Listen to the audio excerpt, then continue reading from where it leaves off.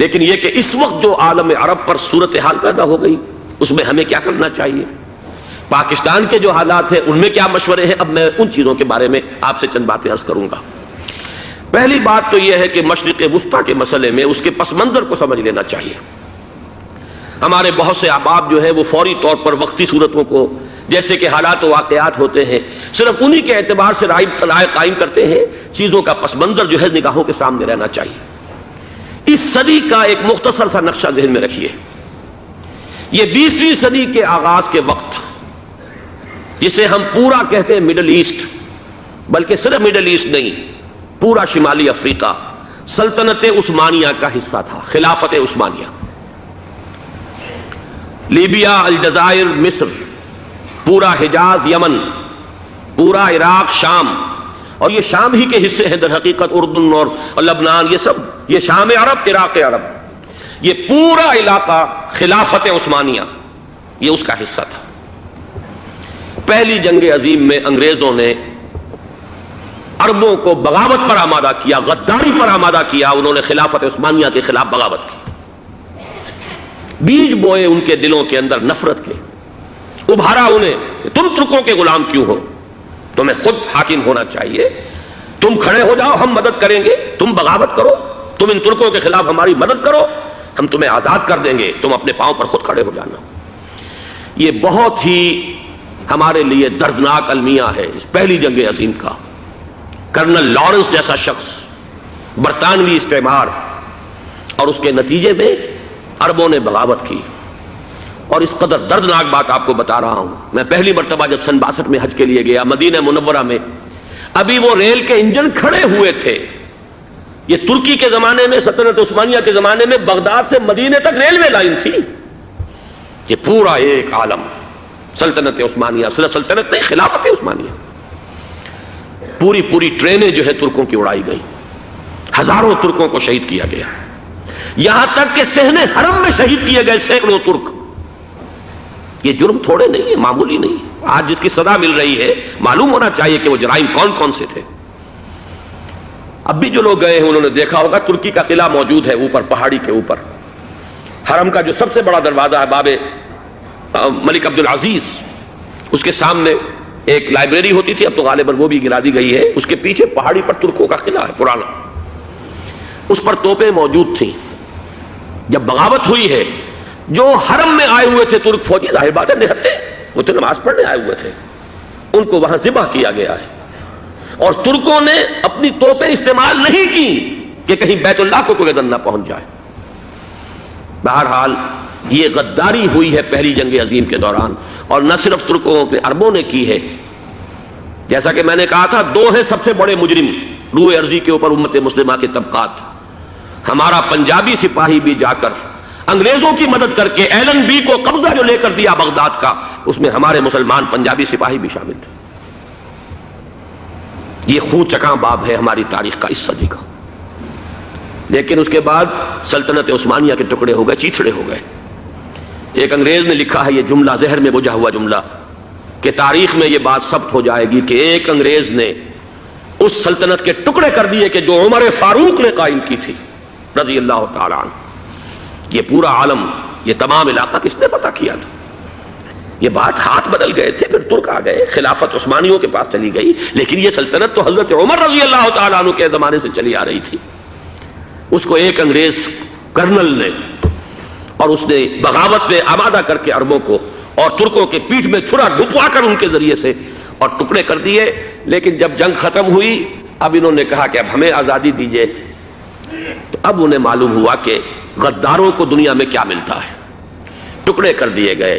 یہ حصہ عراق یہ انگریز کے پاس رہے گا، شام کا یہ علاقہ یہ فرانسیسیوں کے پاس رہے گا، مصر پر انگریزوں کا تسلط رہے گا، لیبیا اطالویوں کے پاس رہے گا، لے دے کر یہ جو علاقہ تھا حجاز، چونکہ وہاں کچھ تھا ہی نہیں، بوادن غیر ذی زرع، یہ عربوں کے پاس چھوڑ دیا گیا۔ اس وقت جو بادشاہ ہیں شاہ حسین اردن کے، ان کے دادا سب سے بڑے غدار وہی تھے، لہذا ان کو اس علاقے کی بادشاہت دے دی گئی۔ اس کے بعد نجد سے ایک تحریک اٹھی ہے، وہ سعودی جو خاندان ہے وہ نجد سے اٹھا ہے۔ نجد میں اس وقت کچھ بھی نہیں تھا، وہ تو صرف ریت کے تودے تھے اور کچھ بھی نہیں، لہذا ادھر کسی استعماری قوت کو دیکھنے کی ضرورت ہی نہیں تھی۔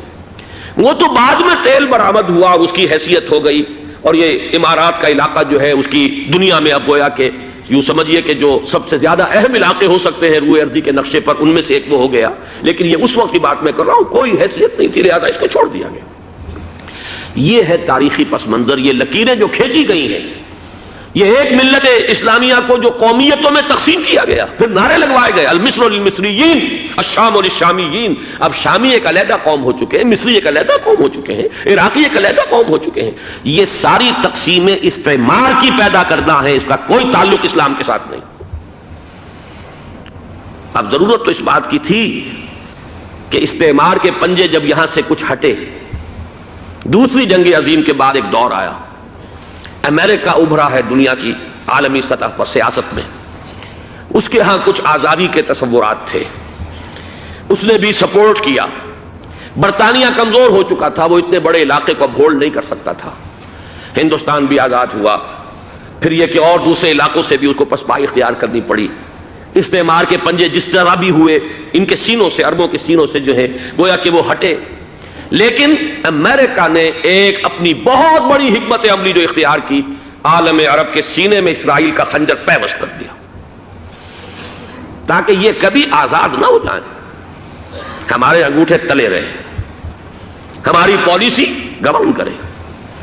یہ استعمار کا دوسری جنگ عظیم کے بعد جہاں برطانوی استعمار، فرانسیسی استعمار رفتہ رفتہ یہ ہٹنے شروع ہوئے، صدر ناصر نے انگریزوں کو اٹھا کر پھینکا میڈیٹرینین میں اور دوسرے جگہوں سے، الجزائر نے آزادی حاصل کی فرانس سے، اطالویوں سے جو ہے لیبیا والوں نے آزادی حاصل کی، یہ ہو گیا، لیکن ایک خنجر پیوست کر دیا گیا اسرائیل کا سینہ عرب میں۔ اس صورتحال میں ظاہر بات ہے کہ ایک تو بڑی آئیڈیل پوزیشن تھی کہ پورا عالم اسلام متحد ہو، لیکن وہ تو بہت دور کا خواب معلوم ہوتا ہے۔ علامہ اقبال سے بڑا کوئی نقیب نہیں ہے ملت اسلامی کی وحدت کا، ایک ہو مسلم حرم کی پاسبانی کے لیے نیل کے ساحل سے لے کر تاب خاک کاشغر، لیکن انہیں بھی اپنے لیکچرز میں کہنا پڑا کہ اس وقت جو صورتحال ہے پورے عالم اسلام کی ایک وحدت بن جانا تو تقریباً ناممکن نظر آ رہا ہے، اگر کسی طرح ایک common wealth of Muslim nations وجود میں آ جائے تو بھی بڑی کامیابی ہوگی، لیکن اس سے بھی پہلے یہ تو زیادہ آسان تھا کہ عالم عرب ایک وحدت کی شکل اختیار کر لے۔ یہ تو ایک قوم ہے، اکثر و بیشتر ایک نسل یا زیادہ دو نسلیں کہتی ہیں، شمالی افریقہ میں بربر نسل بھی ہے، باقی تو سب عرب ہیں۔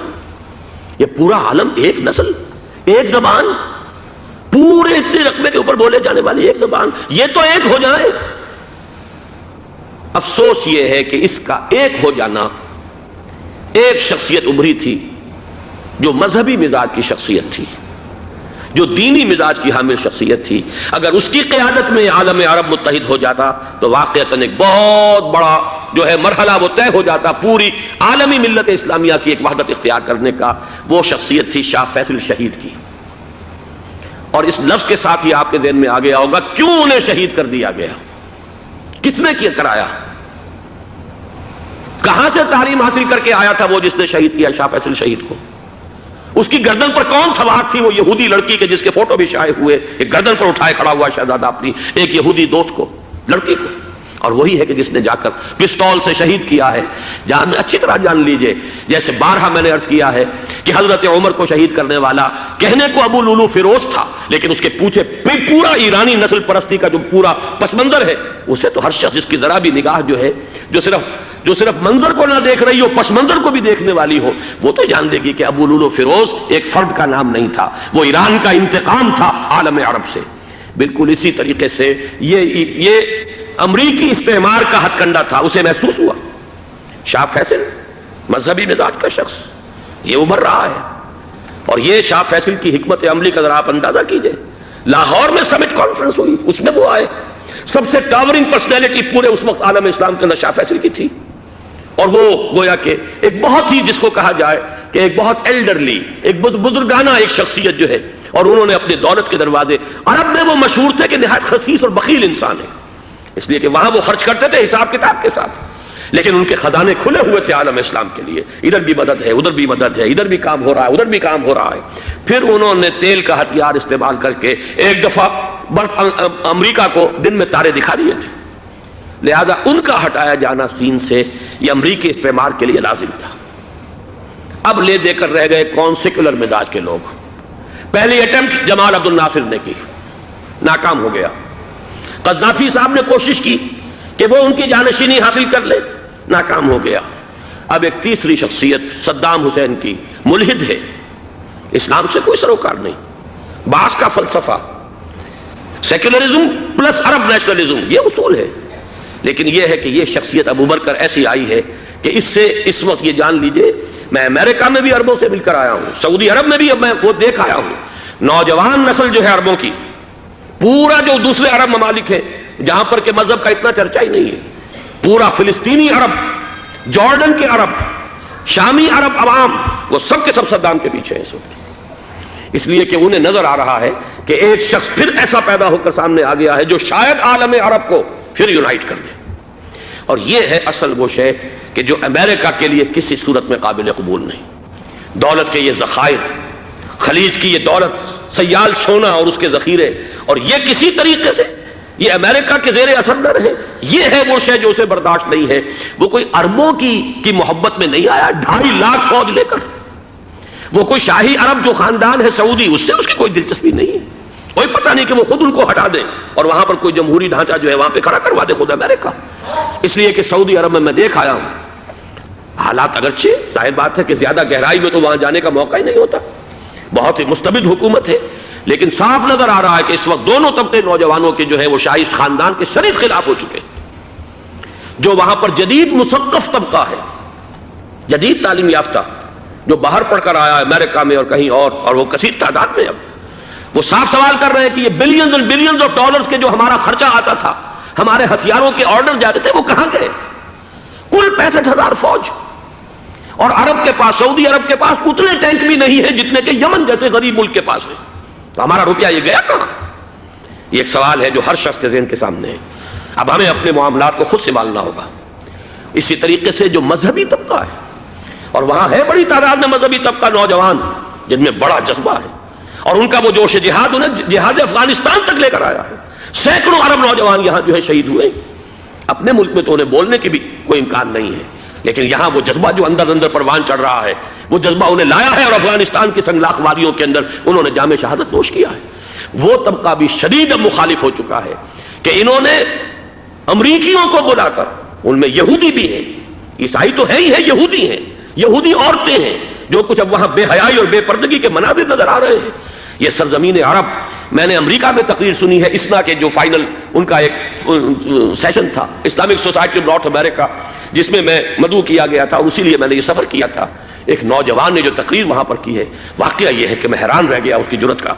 اس نے کہا کہ حضور نے فرمایا تھا کہ جزیرہ نما عرب میں 2 دین جمع نہیں ہو سکتے، اور آج شاہی خاندان کی صرف اپنی حکومت کو بچانے کے لیے امریکیوں کو اتنی بڑی تعداد میں بلا لیا گیا ہے، جن میں موبائل چرچ بھی ہیں، موبائل سینیگوگز ہیں، یہودی مرد اور عورتیں جو ہے دندناتے پھر رہے ہیں آج عرب کی سرزمین پر۔ لہذا جو مذہبی طبقہ ہے وہ اس پر شدید رد عمل جو ہے اس کے اندر پایا جاتا ہے۔ یہ حالات ہیں جو میں آپ کے سامنے چاہتا تھا کہ رکھ دوں۔ یہ وہ شامت اعمال ہے۔ ایک طرف یہ کہ وہ شخصیت جو ہے صدام حسین کی، وہ کوئی پسندیدہ شخصیت نہیں، لیکن یہ کہ اس شخصیت کو تقویت دینے والے بھی تو یہی لوگ تھے۔ انہیں خطرہ تھا ایران کے انقلاب سے کہ کہیں اسی قسم کا کوئی انقلاب ہمارے ہاں نہ آ جائے، لہذا انقلاب ایران کو ایکسپورٹ نہ ہونے دے، اس لیے انہوں نے اسی صدام حسین کو بلینز اور بلینز آف ڈالرز کی مدد دی۔ آج وہی ہے، عربی کی تو ایک کہاوت بھی ہے، سمن کلبک، یا کو لوگ اپنے کتے کو کھلا پلا کے موٹا کرو، کسی روز تمہیں کو کاٹے گا۔ آج وہ تو انہیں کاٹ رہا، لیکن یہ کہ اس کا جو علاج تجویز ہوا ہے وہ انتہائی خوفناک ہے۔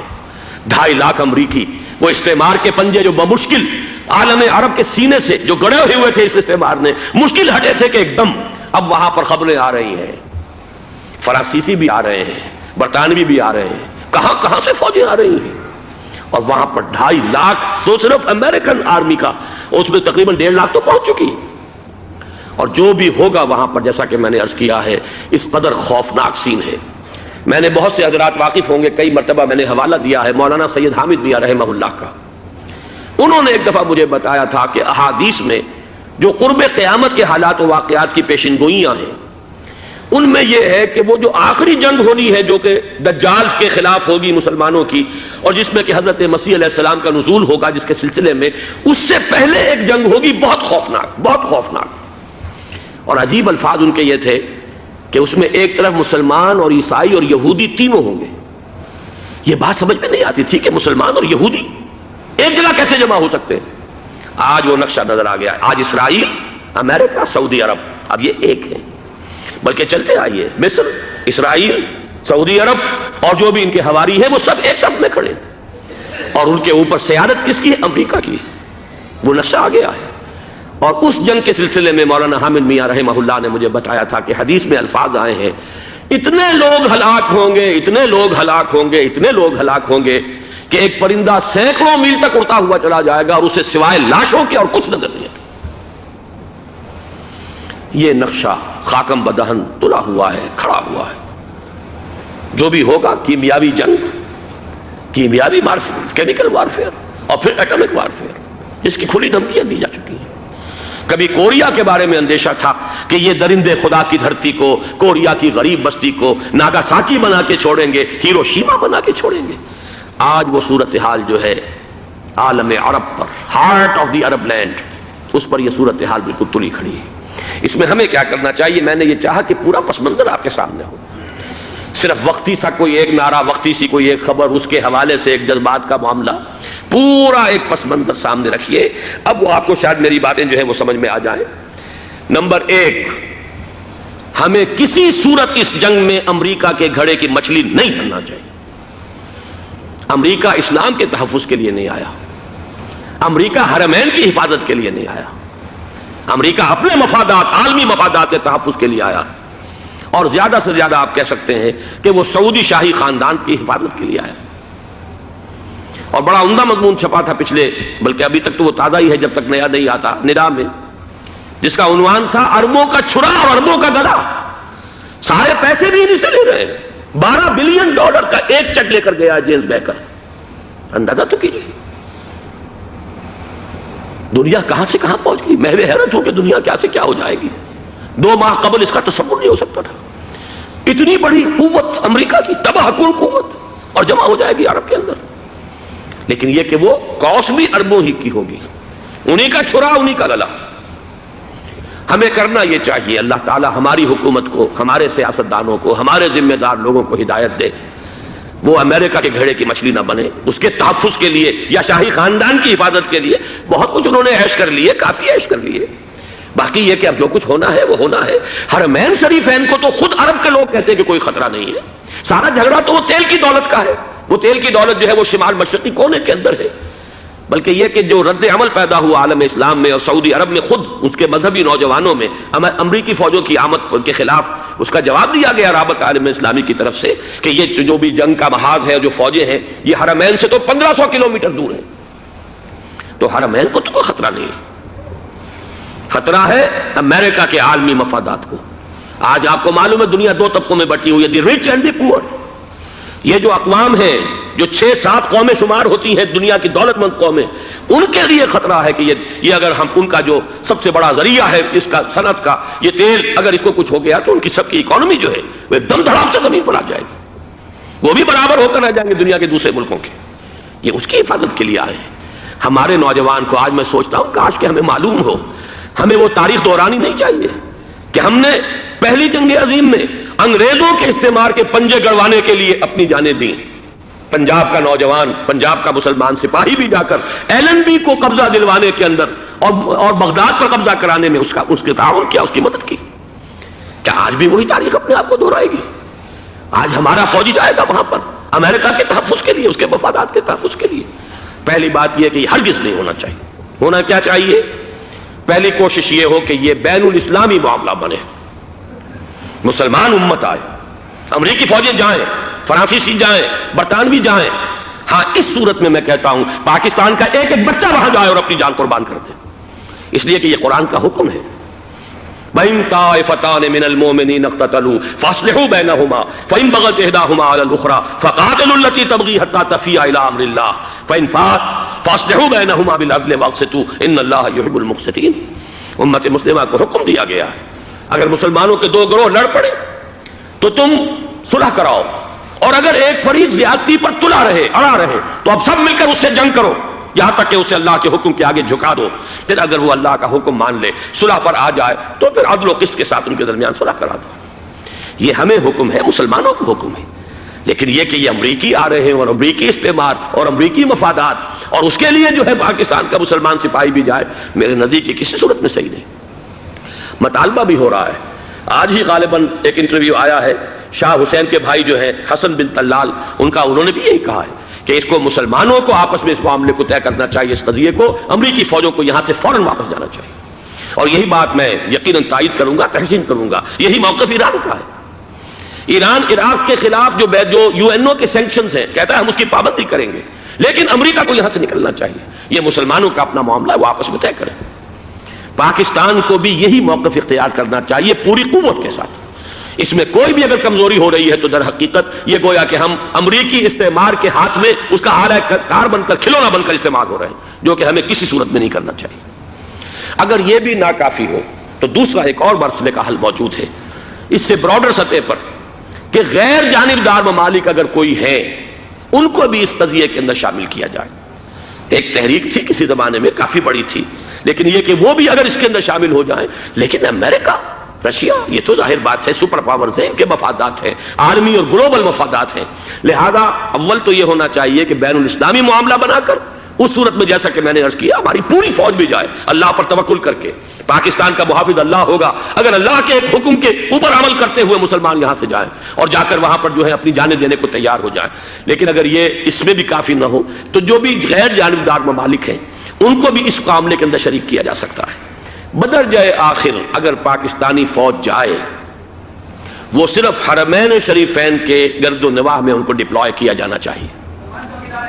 اگر خدا نہ خواستہ وہاں پر کوئی آنچ آنے کی شکل پیدا ہو جائے تو اس کی، اے ارض پاک تیری حرمت پہ کٹ مرے ہم، اس کے لیے مسلمانوں کو تیار رہنا چاہیے۔ اس لیے کہ بہرحال جہاں تک ارض پاک کی حرمت کا تعلق ہے وہ ہمارے ایمان کا جز ہے۔ باقی برطانوی مفادات، امریکی مفادات، صنعتی ممالک کے مفادات، یا کسی شاہی خاندان کے مفادات، یہ شاہی خاندان یہ تو گرتی ہوئی دیواریں ہیں، جانا ہے آج نہیں تو کل۔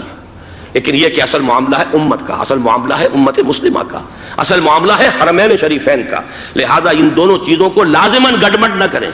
آپ حضرات کے علم میں ہے کہ اس سے پہلے ایران کی طرف سے بار بار مطالبہ ہوا کہ حرمین کو بین الاسلامی کنٹرول میں دے دیا جائے اور سعودی عرب کا اس کے اوپر سے جو انتظامی عمل دخل ختم کر دیا جائے۔ میں نے کبھی تائید نہیں کی، اس لیے نہیں کی کہ میرا مشاہدہ ہے، میں گیا ہوں بارہا، سعودی عرب کی حکومت نے چاہے خود بھی بڑے بڑے محل بنائے ہیں لیکن حرمین کی خدمت کے اندر بھی کوئی کمی نہیں کی۔ اس پر انہوں نے اربوں ڈالر اس پر بھی خرچ کیا ہے، اس کے اوپر انہوں نے اس حج کے انتظامات پر پوری حکومت جو ہے وہ اپنے آپ کو لگائے رکھتی ہے۔ لہذا اس اعتبار سے کوئی کمی کی بات نہیں وہاں پر آئی کہ جس کے لیے ضرورت ہو کہ ان کا عمل دخل وہاں سے ختم کیا جائے۔ لیکن یہ صورتحال اب جو پیدا ہو گئی ہے یہ بالکل مختلف ہے، اسے اس کے کانٹیکسٹ کے اندر دیکھا جانا چاہیے، اور اسی کے حوالے سے میں نے چند رائے آپ کے سامنے رکھی۔ اب آئیے پاکستان کی طرف، جو ہمارا اصل مسئلہ ہے، اس کے تو ہم سب سے بڑے ذمہ دار ہیں۔ اس کی بھلائی ہے تو، برائی ہے تو، اس میں خیر آتا ہے تو وہ بھی ہماری کوشش اس کے لیے ضروری ہے، اور کوئی شر پیدا ہوتا ہے تو اس کی ذمہ داری بھی ہم پر آئے گی۔ اس کے ضمن میں چند باتیں عرض کر رہا ہوں۔ شدید ترین خطرہ ہے، جیسا کہ میں عرض کر چکا ہوں، کہ بھارت حملہ کرے گا۔ مجھے تو تقریباً یہ رائٹنگ آن دی وال کے مانند ایک فیصلہ نظر آ رہا ہے، بلکہ آج میں کسی سے کہہ رہا تھا کہ اگر اب نہیں تو پھر کبھی بھارت حملہ نہیں کر سکتا۔ اس کے لیے سچویشن بالکل رائٹ ہے۔ 2 مرتبہ ایکسرسائز کر چکا ہے وہ، خاص ٹارگٹ بنا کر حیدرآباد کو، اور اس کے پیش نظر ہے سندھ میں جو بھی خلفشار ہے اسے اس کے علم میں ہے، جو بھی تصادم ہے۔ اب بھی اگرچہ اس وقت کی جو ہماری اندرونی سیاست ہے یہ اس کا کرشمہ سامنے آیا ہے کہ جی ایم سید صاحب کو ایگزونریٹ کیا جا رہا ہے، ان کو اب محب وطن کا خطاب دوبارہ دیا جا رہا ہے۔ وہ شخص کہ جس نے اسلام کے خلاف انتہائی زہریلی باتیں کی ہیں، وہ شخص جس کی کتاب اب پاکستان ٹوٹ جانا چاہیے، وہ لاکھوں کی تعداد میں ہندوستان سے چھپ کر آئی ہے، یہاں تقسیم ہوئی ہے، آج اسے سند دی جا رہی ہے۔ یہ ہے ہماری اندرونی سیاست کے کرشمے، میں اس پر تفصیل سے نہیں جانا چاہتا، لیکن اس شخص کی دیکھیے، وہ جو علامہ اقبال کا شعر ہے کہ بتکرے میں برہمن کی پختہ زناری بھی دیکھ، دیکھ کعبے میں شکست رشتہ تسبیح شیخ، اور بتکدے میں برہمن کی پختہ زناری بھی دیکھ، کہ نظر یہ آ رہا ہے کہ اس نے رہا ہوتے پہلا بیان یہ دیا ہے کہ ہماری پہلی ترجیح یہ ہے کہ پاکستان ٹوٹ جائے، اور ہندوستان کے ساتھ ہم ایک انڈیپینڈنٹ اسٹیٹ کی حیثیت سے کانفیڈریشن قائم کریں، سندھو دیش confederation with India independent of Pakistan. پھر دوسری ترجیح بھی ہے، تیسری آخری ترجیح یہ ہے کہ پاکستان کو 5 ریاستوں میں تقسیم کر دیا جائے اور ایک لوز کانفیڈریشن ہو، بس اس کے سوا کچھ نہیں۔ 5ویں بھی وہ اردو والوں کے لیے نہیں، مہاجرین کے لیے نہیں، ان کے لیے تو ان کے پاس کچھ نہیں ہے۔ 5ویں بھی پنجاب میں سے کاٹ کر سرائیکی صوبہ بنایا جائے، اور سندھ میں تو بہرحال اردو بولنے والوں کو سندھی بن کر رہنا ہوگا۔ یہ اس شخص کا رہائی کے بعد بھی بیان ہے جسے آپ سند دے رہے ہیں کہ وہ محب وطن ہے، اور وہ غدار نہیں ہے، وہ پاکستان کا مخالف نہیں ہے۔ بہرحال یہ حالات جو ہیں انتہائی خوفناک ہیں ہمارے۔ آج کشمیر میں جو صورتحال ہے ہندوستان کے لیے انتہائی تشویشناک ہے۔ جو بدنامی اس کو مل سکتی تھی مل چکی ہے، اور یہ آپ نے دیکھ لیا وہ امریکہ بہادر جو 1.5-2 لاکھ آدمی لے کر پہنچ گیا سعودی عرب میں، اس نے انگلی تک نہیں اٹھائی ہے کہ کشمیر میں بھارت کیا کر رہا ہے۔ یہ ہے ان کی ڈبل سٹینڈرڈز، یہ ہے ان کی بے ایمانیاں کہ بھارت جو کچھ کر رہا ہے وہاں۔ آج اگر ظلم ہو رہا ہے کویت میں عراقیوں کے ذریعے، پورے ورلڈ ٹیلی ویژن پر، CNN پر، فلاں پر، اور اخبارات میں، آج بھی ایک لمبا مضمون میں نے اخبار میں پڑھا ہے، لیکن یہ ہے کہ کشمیر میں کیا ہو رہا ہے کہیں تذکرہ نہیں ہو رہا۔ یہ ہے دنیا کے اندر دیانت اور امانت اور شرافت کا حال، اور بین الاقوامی سیاست جو ہے اس کے ڈبل سٹینڈرڈز۔ لہذا جو بدنامی بھارت کو آ سکتی تھی وہ آ چکی ہے۔ ہندوستان سے ایک نوجوان مسلمان صحافی دہلی سے آئے تھے، نئی دنیا ایک پرچہ نکلتا ہے اس کے طرف سے، وہ دورہ کر کے گئے ہیں، مجھ سے بھی لاہور میں ملے تھے، تقریباً 1 مہینہ 1.5 مہینہ ہوا۔ ان کے الفاظ سن کر میں کانپ گیا تھا۔ انہوں نے کہا تھا کہ بھارت کی حکومت اس کے اوپر تلی ہوئی ہے کہ چاہے ایک اور آخری کشمیری کو بھی ہلاک کرنا پڑے، وہ کشمیر کے اندر کبھی بھی کوئی معاملہ جو ہے کشمیر کی آزادی یا کشمیر کو پاکستان کے لیے جانے کے لیے تیار نہیں ہے۔ کیا بگڑے گا اس کا؟ آپ سمجھیے کہ اگر 80-90 کروڑ قوم کی ایک قوم ہے، 1 کروڑ آدمی ختم کر دیں، ان کا دل تو جو ہے اس پہ دکھے گا نہیں۔ حال ہمارا یہ ہے کہ ہم تو کوئی چیلنج بھی نہیں کر سکے، ہم تو اپنی صفائی دیتے رہے کہ نہیں ہمارا کوئی ہاتھ نہیں ہے، ہم نے کچھ نہیں کیا ہے، ہمارا کوئی اس کے اندر عمل دخل نہیں ہے، بس یہی ہماری ڈپلومیسی کا شاہکار رہا ہے۔ یہ حال ہے پاکستان کا۔ لہذا بھارت کا وہ معاملہ جو ہے، میں نے جیسا کہ آپ کے سامنے مختلف فیکٹرز گنوا دیے تھے، اندرونی اس کی سیاست، اندرونی خلفشاں، وہ تو اب آ کر رہے گا۔ اللہ یہ کہ اللہ تعالیٰ کے قبضہ قدرت میں ہر شے ہے، وہ ٹال دے تو ٹال دے۔ مجھے اقبال کا وہ شعر یاد آ رہا ہے، تقدیر تو مبرم نظر آتی ہے ولیکن پیران کلیسا کی دعا ہے کہ یہ ٹل جائے۔ ہم دعا کریں کہ یہ ٹل جائے وقت، لیکن یہ ہے کہ تقدیر مبرم نظر آ رہی۔ اس حالت میں ہمیں کیا کرنا چاہیے؟ نمبر 1 یہ کہ سب سے اہم شے ہے قومی یکجہتی، اور قومی یکجہتی کے اعتبار سے انتہائی خوفناک مرحلہ آ رہا ہے انتخابات کا۔ انتخابات میں تو کچھ نہ کچھ فساد، کچھ نہ کچھ دنگا، کچھ نہ کچھ ہنگامہ، ایک دوسرے کے خلاف کیچڑ، ایک دوسرے کے خلاف الزامات، بوچھاڑ، یہ تو بڑھتے ہیں۔ بھارت میں بھی قتل و غارت گری ہو جاتی ہے کچھ نہ کچھ۔ لہذا یہاں پر بھی پیر پگاڑا صاحب جو ہمیشہ سے کہتے چلے آ رہے ہیں فیملی پلاننگ، آج پھر ان کا جملہ آ گیا ہے کہ شاید اس انتخابات میں فیملی پلاننگ کے ذریعے سے کوئی بہت بڑا کام ہو جائے۔ پہلی بات تو یہ ہے کہ میں نے اب تک یہ کہا ہے کہ انتخاب کسی صورت میں پوسٹ پون نہیں ہونے چاہیے۔ اب بھی میں یہ کہتا ہوں کہ اگر تو انتخابات کا بدل صرف ایک ہے اور وہ مارشل لا ہے، تو پھر مارشل لا سے تو بہتر ہے کہ وہ انتخابات ہوں چاہے اس میں کوئی خلفشار بھی ہو، اس لیے کہ مارشل لا کا مطلب جو ہے وہ تو سندھ کے اندر ایک ناگزیر دھماکہ ہو جائے گا، تباہ کن، خوفناک، اور پھر بھارت کو کچھ کرنے کی ضرورت نہیں ہوگی، کیا کرایا اسے سارا معاملہ سندھ کے اندر سے مل جائے گا۔ مارشل لا ہرگز نہیں ہونا چاہیے۔ وہ بات جو سن 80 میں نے 18 اگست 1980 کو کہی تھی ضیاء الحق مرحوم سے، آج پھر اسی بات کی میں تکرار کر رہا ہوں، اعادہ کر رہا ہوں۔ مارشل لا پاکستان کے لیے سوسائڈل ہے، لیکن ایک آلٹرنیٹ سامنے آیا ہے۔ ایک تو پشاور ہائی کورٹ کا ورڈکٹ آ گیا، اور یہ کہ کچھ اور لوگوں کی طرف سے بھی باتیں آئی ہیں۔ 1-2 دن ہوئے ہیں، جنگ میں 2 اہم سرخیاں تھیں، اور وہ بڑے اونچے حلقہ جو ہمارا فوج کا اونچا حلقہ ہے اس کی طرف سے، اگرچہ نام کسی کا نہیں تھا۔ ایک تو یہ کہ ماشاء اللہ یہاں کسی صورت نہیں لگے گا، دوسرے یہ کہ کوئی قومی حکومت کی تشکیل جو ہے اگر کسی طرح ہو سکتی ہو تو وہ اس وقت کا حل ہے، اور وہ اسی شکل میں ممکن ہے۔ اگر تو الیکشن آپ پوسٹ پون کرتے ہیں اور اسمبلیاں پرانی بحال نہیں کرتے، تو پھر تو اس کا مطلب یہ کہ ہمارا کانسٹیٹیوشن ایبروگیٹ ہو گیا، اور اس کا آلٹرنیٹ سوائے ایک مارشل لا کے اور کوئی نہیں ہے۔ لیکن اگر صدر اسحاق صاحب ہمت کر لیں ملک کے حالات کو دیکھ کر، جو اس وقت صورتحال ہے، جو خطرات ہیں بارڈر پر، ان کو دیکھتے ہوئے یا تو یہ کہ عدالتوں کے ذریعے سے اسمبلیاں بحال ہو جائیں، اس میں حکومت زیادہ رکاوٹ نہ ڈالے، یا یہ کہ خود صدر اسحاق صاحب واپس لے سکتے ہو قدم تو واپس لے لیں، لیکن یہ کہ تمام پارٹیز سے یہ پہلے عہد لے لیا جائے کہ وہ ایک قومی حکومت کی تشکیل کریں گے۔ یہ وہ بات ہے، آپ کو یاد ہوگا مرزا اسلم بیگ صاحب، انہوں نے بالکل شروع میں سن 88 کے الیکشن کے بعد کہا تھا کہ نیشنل گورنمنٹ فارم کی جانی چاہیے۔ اس وقت تو کسی نے دھیان نہیں دیا، پیپلز پارٹی بڑے نشے میں تھی، اس کو خاص طور پر سندھ میں جس طرح کا واک اوور ملا تھا، اس کا ایک نشہ تھا اس کے دماغ پر، اس لیے وہ سوچنے پر تیار نہیں ہوئی۔ لیکن یہ کہ وہ جو ایک فارسی میں کہا جاتا ہے کہ ہر چے دانا کنت کنت نادا لیک بعد از خرابی بسیار، اب اس خرابی بسیار کے بعد بھی اگر عقل آ جائے اور ایک نیشنل گورنمنٹ بنائی جا سکے اور اس کے حوالے سے الیکشن کو پوسٹ پون کیا جا سکے، تو میرے نزدیک یہ رائے پوری قوت کے ساتھ دی جانی چاہیے، پیش کی جانی چاہیے، اس لیے کہ الیکشن اس وقت جس خلفشار کا سبب بن جائے گا، ذریعہ بن جائے گا، اس کو تو گویا کہ اور بھارت کے جو گھناونے عزائم ہیں ان کو اور تقویت دینے کا سبب اور ذریعہ بن جائے گا۔ دوسری بات یہ، اس قوم کے اندر جذبہ جہاد، وہ ڈیفینسو جہاد، دفاعی جہاد، جس کے بارے میں کوئی دو رائے نہیں ہو سکتی کہ اس کے لیے جو جان بھی دی جائے گی وہ شہادت کی موت ہوگی۔ اس لیے کہ حضور کی حدیث ہے، من قتل دون مالہ فہو شہید، جو شخص اپنے مال کی حفاظت کرتے ہوئے مارا گیا مسلمان وہ شہید ہے۔ تو ظاہر بات ہے کہ اپنی آزادی کا تحفظ جو ہے وہ مال کے تحفظ سے زیادہ اہمیت رکھنے والی شے ہے۔ ایک جذبہ جہاد پیدا کیا جائے اور ایک پیپلز آرمی یہاں پر کھڑی کی جائے، عوامی فوج صرف نہیں کر سکے گی تحفظ جب تک کہ پوری قوم جو ہے وہ فوج کی شکل اختیار نہ کر لے۔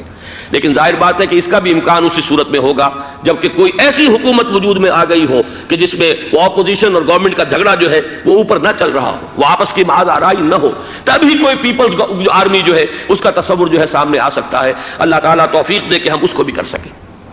آخری بات، آج میں سوچ رہا تھا کہ حضور کو اللہ تعالیٰ نے 2 تلواریں دے کر بھیجا تھا۔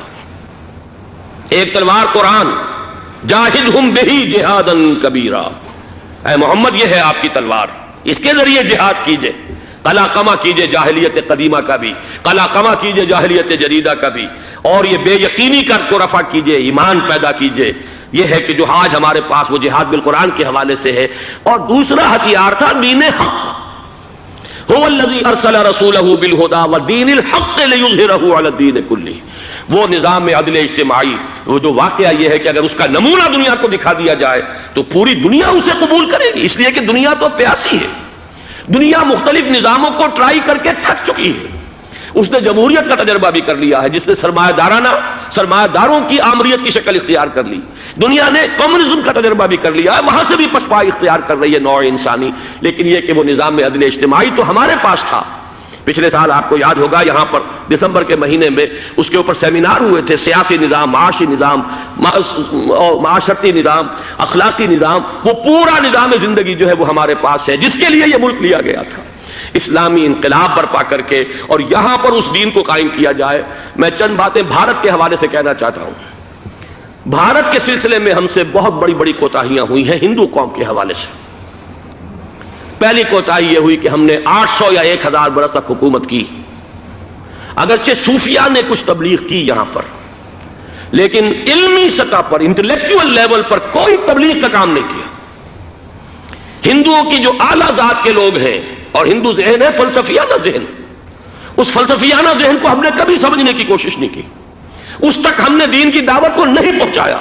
ہم نے جہاد بھی سیف کر کے انہیں زیر تو کر لیا، ان پر حکومت تو کی، لیکن یہ ہے کہ جہاد بالقرآن کے ذریعے سے ان کے نظریات، ان کے افکار، ان کے عقائد، ان کے نظریات باطلہ کا علاج نہیں کیا۔ یہ ایک بہت بڑا جرم تھا کہ ہم نے یہاں پر 1000 برس تک حکومت کی لیکن یہ فرض منصبی ادا نہیں کیا۔